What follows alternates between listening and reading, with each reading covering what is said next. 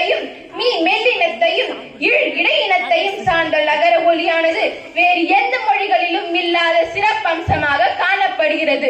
மக்களின் அன்றாட வாழ்வுகளை வெளிப்படுத்தும் கால கண்ணாடிகளாக இலக்கியங்கள் திகழ்கின்றன.